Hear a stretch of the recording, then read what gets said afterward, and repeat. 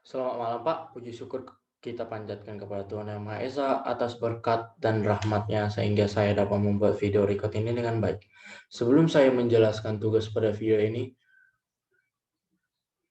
saya kesempatan berkenal diri saya. Perkenalkan, nama saya Mikael Mentobing, NIM 1904-140. Pada kesempatan ini saya akan menjelaskan mengenai perencanaan kapasitas dan lokasi fasilitas. Sebentar, saya akan men-share-nya.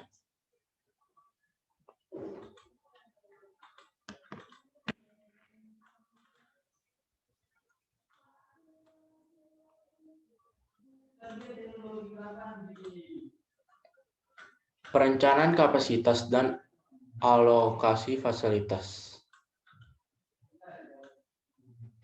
Ini pada bab 9. Perencanaan kapasitas. Perencanaan kapasitas. Kapasitas dapat diartikan sebagai tingkat keluaran maksimum yang dapat dicapai suatu fasilitas.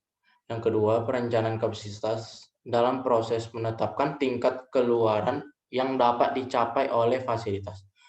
Yang ketiga, permintaan pelanggan tidak dapat dipenuhi jika perusahaan kapasitas tidak direncanakan dengan baik. Kapasitas pengukuran. Bentuk kapasitas pengukuran yang paling umum yaitu 1. Kapasitas desain. Tingkat keluaran maksimum yang dapat dicapai fasilitas dalam bentuk ideal. 2. Kapasitas efektif. Tingkat keluaran maksimum yang dapat ditetapkan dalam kondisi normal. Mengukur efektivitas penggunaan kapasitas. Untuk memberikan tahu berapa banyak kapasitas yang digunakan dalam hitungan dapat dihitung dengan utilization, actual out rate per kapasitas kali 100%. Pertimbangan kapasitas. Konsep skala ekonomi pada dasarnya menyatakan bahwa biaya rata-rata sebuah unit yang diproduksi berkurang ketika jumlah output ditingkatkan. Ketika pengembangan kapasitas kita harus memiliki salah satu dari dua alternatif. 1. Memberi satu fasilitas besar tapi membutuhkan investasi awal yang besar. 2. Memberikan kapasitas secara bertahap dalam bagian yang lebih kecil. Pengambilan keputusan perencanaan kapasitas. 3 langkah mengambil keputusan. Yang pertama, identifikasi kapasitas alternatif. Dengan mencari pola jangka panjang untuk membuat perkiraan. 2. Mengembangkan kapasitas alternatif dengan mengevaluasi kembali situasi. 3. Evaluasi kapasitas alternatif dengan evaluasi kapasitas alternatif dan memiliki satu alternatif yang paling sesuai. Pohon keputusan. Pohon keputusan diagram model alternatif yang dipertimbangkan dan membantu dengan memberikan dukungan pada serangkai keputusan. Pohon keputusan berisi informasi. Poin pertama adalah poin keputusan. Yang kedua alternatif keputusan. Yang ketiga kesempatan. Yang keempat hasil untuk setiap alternatif yang mungkin. Analisis lokasi. Analisis lokasi adalah fasilitas yang menentukan lokasi geografis terbaik untuk fasilitas perusahaan. Faktor yang mempengaruhi keputusan lokasi, yang pertama adalah kedekatan dengan sumber pasokan, yang kedua kedekatan dengan pelanggan, yang ketiga kedekatan dengan sumber tenaga kerja, yang keempat pertimbangan masyarakat, yang kelima pertimbangan lokasi, yang keenam masalah kualitas lokasi. Globalisasi. Globalisasi merupakan proses menemukan fasilitas di seluruh dunia. Keuntungan globalisasi yaitu dengan memanfaatkan pasar luar negeri, permintaan akan meningkat. Kekurangan globalisasi yaitu resiko politik yang besar, terutama di negara yang permintaan yang tidak stabil. Masalah yang perlu dipertimbangkan dalam lokasi secara global yaitu pengaruh budaya yang berbeda, hambatan bahasa dan hukum yang berbeda. Membuat keputusan lokasi. Prosedur untuk membuat keputusan lokasi. Yang pertama, identifikasi faktor lokasi dominan. Yang kedua, kembangkan alternatif alokasi. Yang ketiga, evaluasi alternatif lokasi. Prosedur untuk mengevaluasi alternatif lokasi.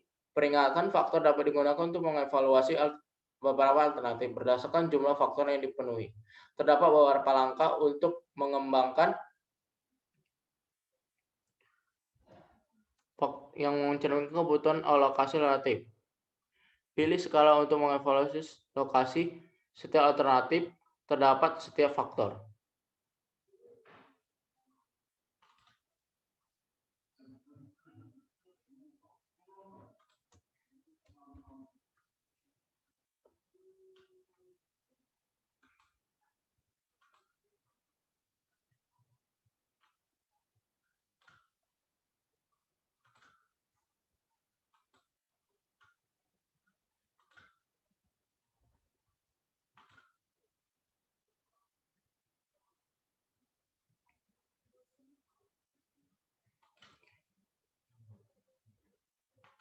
Yang keempat, evaluasi setiap alternatif terhadap setiap faktor. Untuk faktor dan lokasi, kalian bobot faktor dengan skor yang jumlah hasilnya untuk setiap alternatif. Yang keenam, pilih alternatif dengan skor tertinggi. The Lord Distance Model. The Lord Distance Model merupakan prosedur untuk mengevaluasi alternatif lokasi berdasarkan jarak. Langkah-langkah dalam mengembangkan distance model adalah identifikasi jarak, yang kedua identifikasi beban, yang ketiga hitung skor load distance untuk setiap lokasi. Break-even analysis. Break-even analysis merupakan teknik yang digunakan untuk menghitung jumlah barang yang harus dijual untuk biaya modal. Langkah-langkah menggunakan break-even analysis. 1. Untuk setiap alokasi, tentu biaya tetap akan variabel. 2. Plot biaya total untuk setiap lokasi pada satu grafik. 3. Identifikasi rentang output setiap lokasi yang memiliki biaya total rendah. Yang keempat, selesaikan secara aljabar untuk break-even analysis. Metode transportasi. Metode transportasi linear adalah teknik yang digunakan untuk memecahkan masalah lokasi fasilitas tertentu. Metode ini mengandalkan algoritma tertentu untuk mengevaluasi dampak biaya dari penambahan lokasi potensial ke jaringan fasilitas yang ada. Perencanaan kapasitas dan lokasi fasilitas di seluruh organisasi. Secara khusus, keuangan dan pemasaran memiliki andil besar dalam perencanaan kapasitas dan keputusan lokasi. Yang pertama, keuangan. Keuangan harus terlibat secara efektif dalam keputusan perencanaan kapasitas organisasi karena perencanaan kapasitas membutuhkan pengeluaran yang keuangannya besar. Pemasaran merupakan fungsi lain yang sangat dipenuhi oleh perencanaan kapasitas dan keputusan lokasi seperti meletakkan perusahaan dekat dengan pelanggan, baik untuk organisasi dan layanan. Terima kasih. Sekian PPT saya. Mohon maaf bila ada kesalahan dalam pengucapan atau dalam kata. Saya pamit undur dan selamat malam.